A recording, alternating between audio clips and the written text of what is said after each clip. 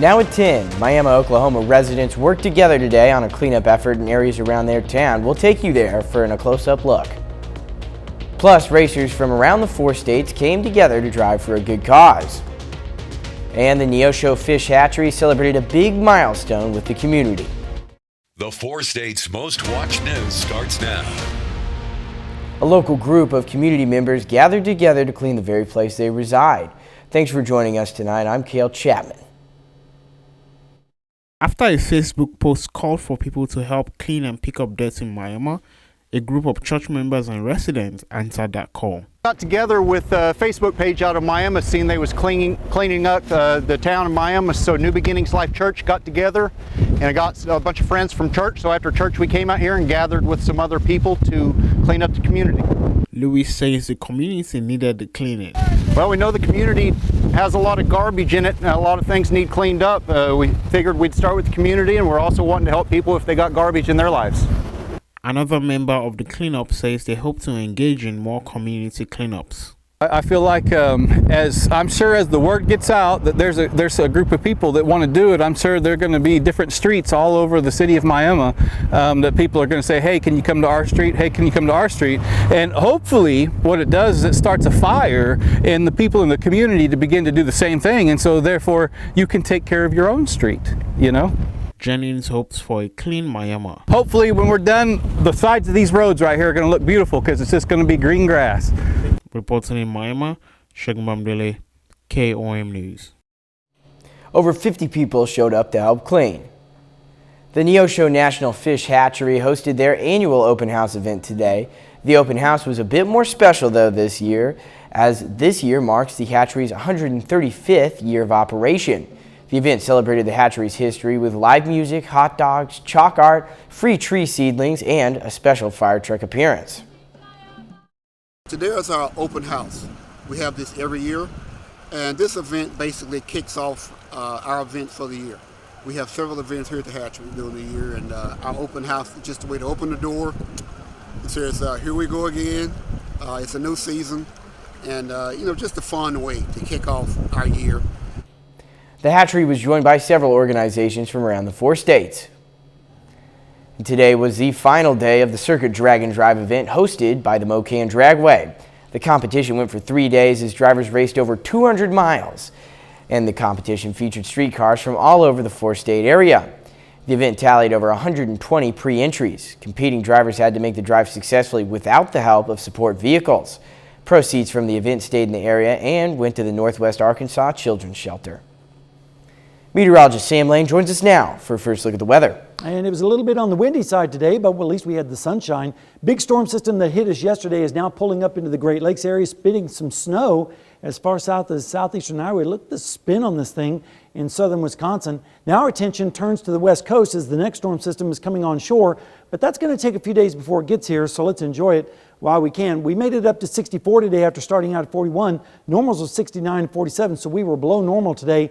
The record's 91 and 29 back in 1953, so we can still get cold this time of year. And we're going to see some cold temperatures by tomorrow morning because of the clear skies and the low dew points. We're also going to see the winds increase, especially as we go into Tuesday and Wednesday, with some wind gusts getting up close to 40 miles per hour ahead of the next storm system that will be impacting us on Thursday.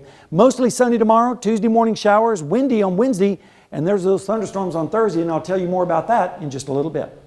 All right, well, thank you, Sam. There were demonstrations across the U.S. this weekend as the Supreme Court weighs a potential decision about a key abortion medicine. The drug mifepristone is still widely available, but that could change later this week. CBS News correspondent Wendy Gillette has more developments from New York. Demonstrators took to the streets of Los Angeles over access to the abortion medication mifepristone. Protesters also gathered in Santa Barbara and other cities across the nation. Health care for the children. For now, access to the abortion drug remains the same.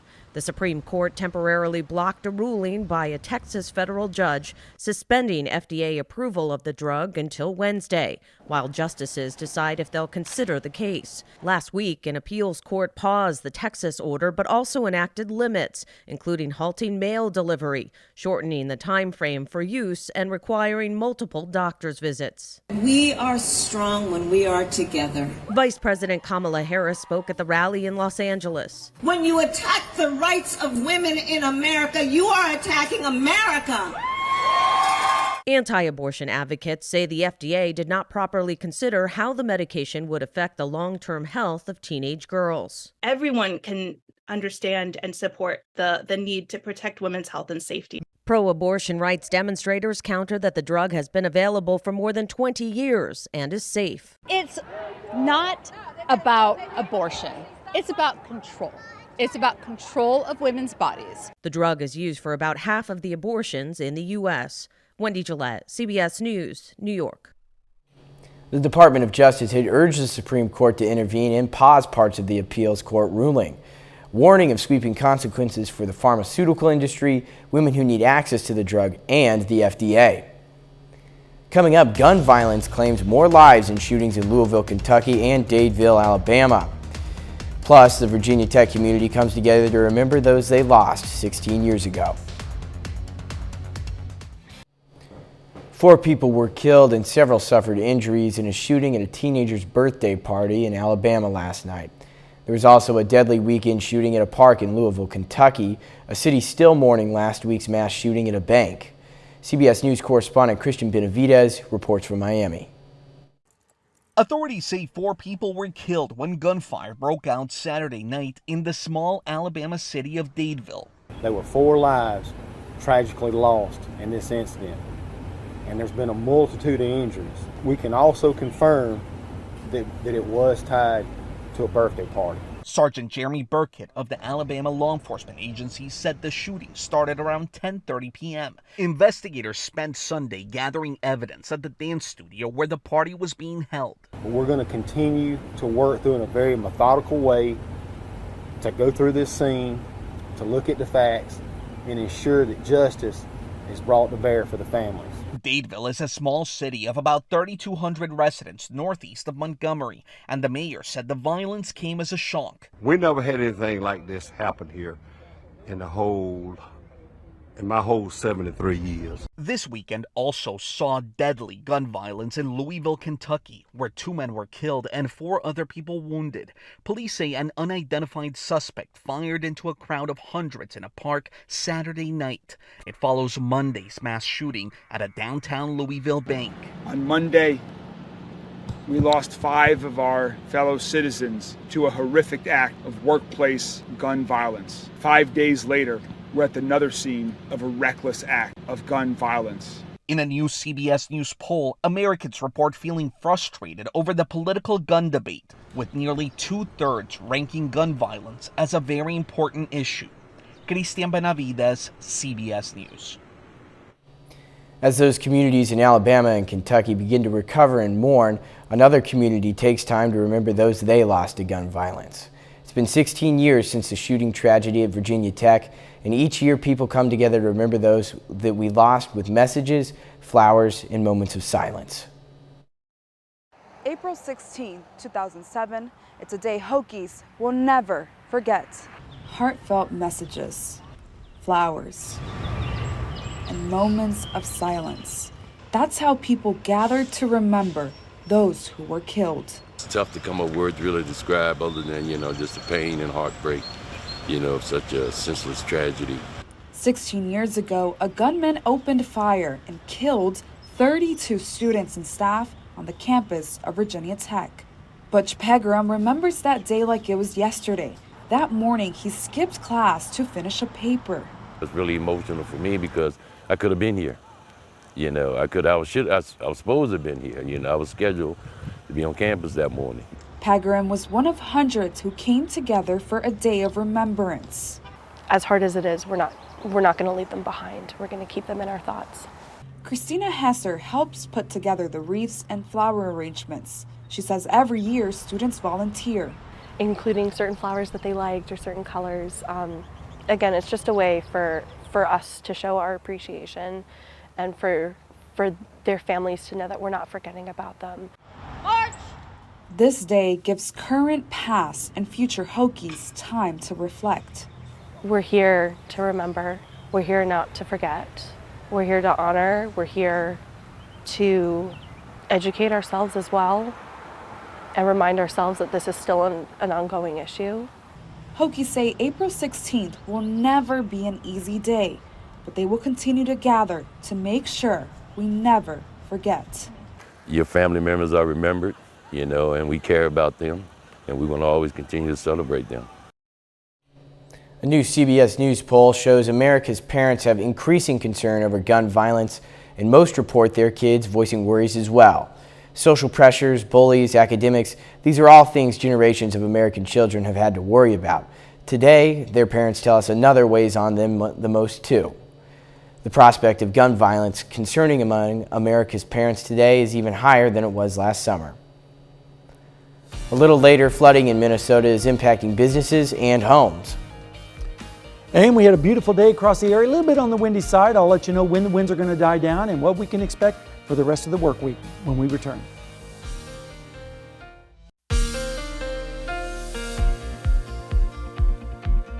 Well, yesterday we had quite a stormy day across the area with lots of large hail, but not today. Instead, we dealt with mostly sunny skies, a little bit on the windy side. Starting out this morning in Seneca, Missouri at the Indigo Sky Casino and Resort, you can see beautiful conditions.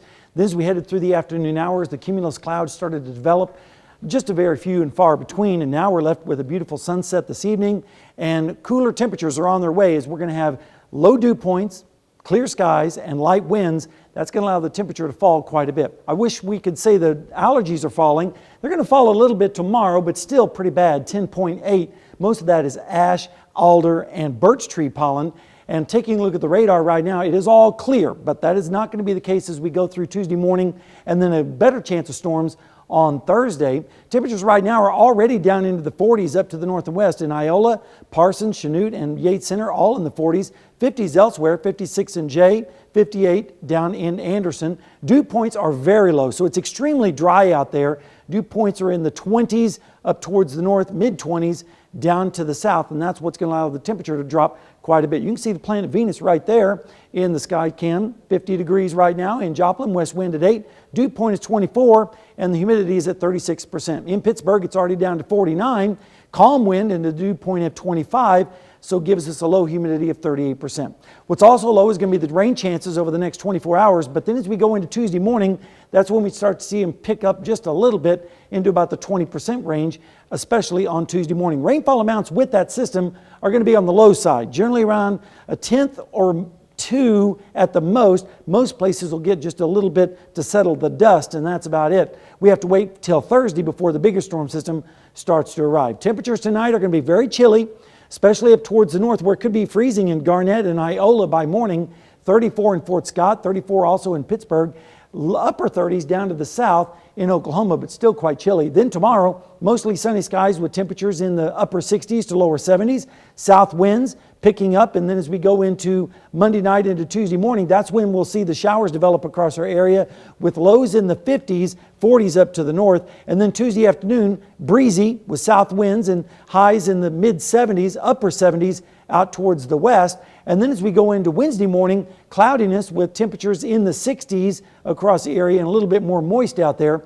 Then as we go through the next 8 to 14 days, it looks like it's going to be pretty chilly across most of the country, including our area, with below normal temperatures. Here's a look at the next 7 days. 70 tomorrow with increasing clouds, showers Tuesday morning, and then a better chance of storms on Thursday. And looking at some of the later data coming in just now, it appears Thursday is going to become more of a problem as far as severe weather, the potential anyway, and then drier next Saturday and Sunday, and then more rain early part of next week. So a little bit of a roller coaster this week, but that's typical for the 4 states. Yeah, and later on, be sure to be plugged into that KOAM Skywatch weather app. Absolutely. Well, it's like having us right there in your pocket. Heck yeah. All righty. Well, thank you, Sam. Residents and business owners in Minnesota are currently dealing with rising flood levels from the St. Croix River. If the water doesn't begin to recede soon, damages could impact entire communities. And you could see there's a whole street here that was completely visible 2 days ago, and now it's just gone. The St. Croix River is rising fast. Even within the last hour, we've got puddles coming in. So fast, Daniel Cornforth says the Dock Cafe will soon be closing their patios. So we'll have to clear out this whole patio and get it all set. We just lost half of our parking lot for emergency diking over there, so it's crazy. As they prepare for the water to rise another 4 to 5 feet, some businesses have started to see water in their basements. Pumps are working hard on the water's edge where a massive sandbag levee is protecting downtown. It went up almost 3 feet yesterday, which is probably the fastest I've seen this river go up in my lifetime. I mean, it's cruising. The graph is almost going straight up, and it's usually more of an arc, of a curve of sorts, and this is cruising. Mayor Ted Kozlowski thinks the water will rise close to the top of the levee. It is designed so we can peel the poly that we see up, and we can add more sand to it, and we can build it up another few feet if we need to. It's a pretty substantial effort, though. The majority of homes in Stillwater are on higher ground, but Kozlowski worries about the communities to the south. Like, there's a lot of homeowners in Bayport and Afton and kind of Lakeland and everywhere in between that we could see some significant damage down there depending on how high this river goes, and I'm certainly worried for our friends down there. Now all they can do is wait and hope that as fast as the water's rising, it recedes. We'll have a really nice view here. Still ahead, we've got highlights of Pitt State's big game against Central Missouri, and the Kansas Jayhawks pay a visit to Pittsburgh for their barnstorming tour. We take a look at what happened in today's event next in sports.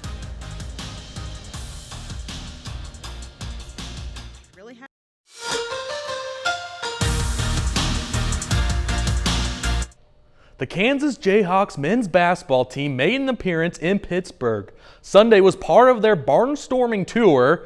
Jayhawks hit the floor and got to shoot some hoops with some young fans. The Kansas Jayhawks men's basketball team arrived in Pittsburgh on Sunday. Fans from all over southeast Kansas came to Pittsburgh State to get a glance at their Jayhawks. But what exactly is a barnstorming event? Barnstorming event is to be able to give back, to our fan base and different communities that, might not all be able to make it to Lawrence or come to Allen Fieldhouse. It was a great time to be able to show our personality.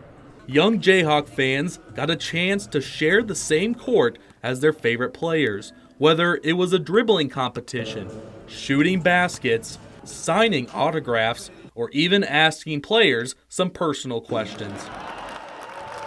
Fan favorite Grady Dick embraces on opportunities like this when he has a chance to come to towns like Pittsburgh. This is extremely fun, for me, like you said, personally, just being from here, and a lot of these towns I have 3 other siblings, so we all have a big sports family, so we're always, traveling around Kansas playing sports. It's good to come back and see actually where my dad grew up and just, different, kind of cool facts that he was telling me about, all the cool places. Some fans got to connect to the team by participating in an auction and buying some of the players' most valued memorabilia, such as KU fan Sean McWilliams. It's cool that they auction off some stuff. That stuff will go into my man cave. Been a Jayhawker since I was 10 years old. Great to meet them, shake their hand, take pictures with them.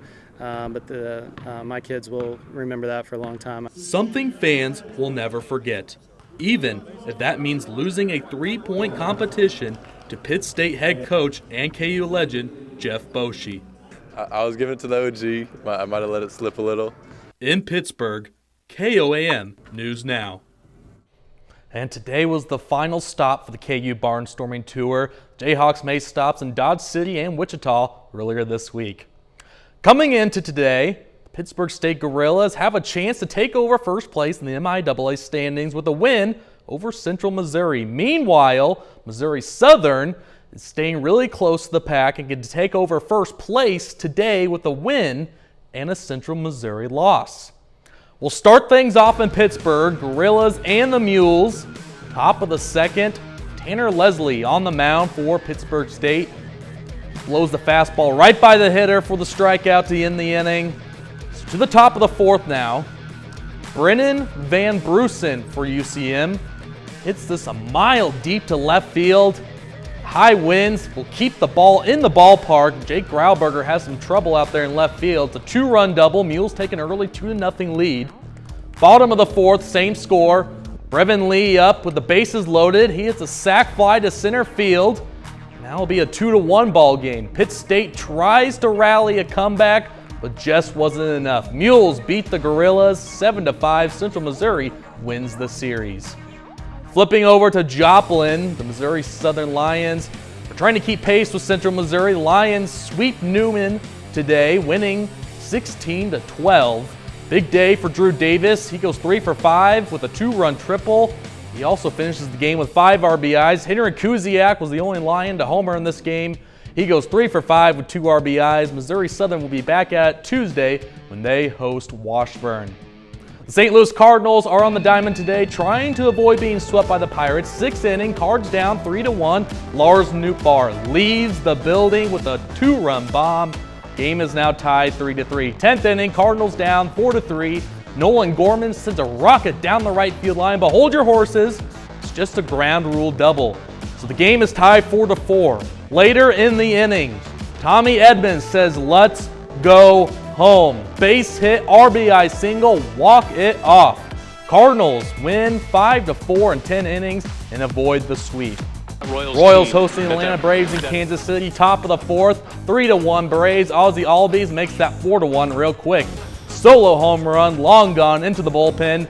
So to the bottom of the 7th now. Royals down 4-2. Vinny Pasquantino, it's fair, it's gone. Yes, sir. 2-run home run, ties the game. It's a 4-4 game. Top of the 9th, same score. Vaughn Grisham gets that through the right side of the infield. RBI single. Albies scores easily. Braves win it 5-4 over the Royals as they sweep the series. And that will be it with sports tonight. We'll be back after this. Well, that's our time for now. Thanks for making us part of your night. But before we go, last sports note, there was Sunflower Showdown today. Kansas State played KU, and they swept the series. They won 21-18. This is baseball, not football. 21-18. Wow. Hey, well, there you go. Sam? Chilly tonight, warmer tomorrow, showers on Tuesday morning, better chance of storms on Thursday. Some of those storms could be strong or severe on Thursday, so it's very important for everyone to be paying attention. Storms continue into Friday, but next weekend looks pretty good, although on the chilly side for April, and then more storms early part of next week. All righty. Well, have a safe night, everyone.